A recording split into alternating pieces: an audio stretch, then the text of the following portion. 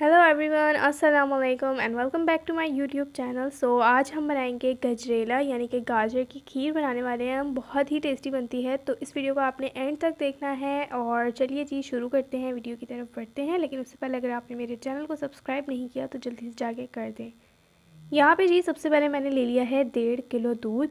इसको हमने करना है गरम। जब ये गरम होने लगेगा तो फिर हमने इसके अंदर ऐड करने हैं चावल, जिसको मैंने सोक करके रख लिया था, भिगो दिया था मैंने इसको तकरीबन 20 मिनट पहले। और ये जो है ना, मैंने लिया है 1/4 कप। उसके बाद मैंने हाथों से इसको हल्का हल्का सा क्रश करके इसके अंदर शामिल कर दिया है।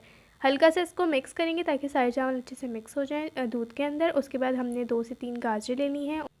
इसको आपने श्रेड कर लेना है और फिर आपने दूध में इसको शामिल कर देना है। उसके बाद आपने इसको मिक्स करना है एंड देन आपने कुक करना है इसको लो फ्लेम पे रख के एटलीस्ट 30 मिनट्स के लिए। 30 मिनट्स में ये होगा कि अच्छे से गाढ़ा भी हो जाएगा और कुक हो जाएगा। और बीच में जो है आपने इसको स्टर करते रहना है ताकि नीचे से ना लग जाए, ठीक है।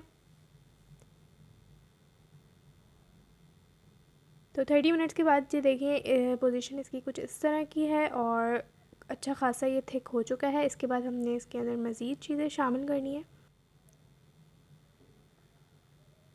तो यहाँ पे मैं इसके अंदर शामिल कर रही हूँ हाफ़ कप चीनी। और चीनी डालने के बाद मैंने डाली है 2 टेबल स्पून किशमिश, 1 टेबल स्पून डालेंगे इसमें पिस्ता। और इसी तरह से मैंने 1 टेबल स्पून बादाम का छिलका उतार के ऐड कर दिया है। 1 टेबल स्पून हमने सूखा नारियल शामिल करना है। 1/4 टीस्पून इलायची पाउडर है।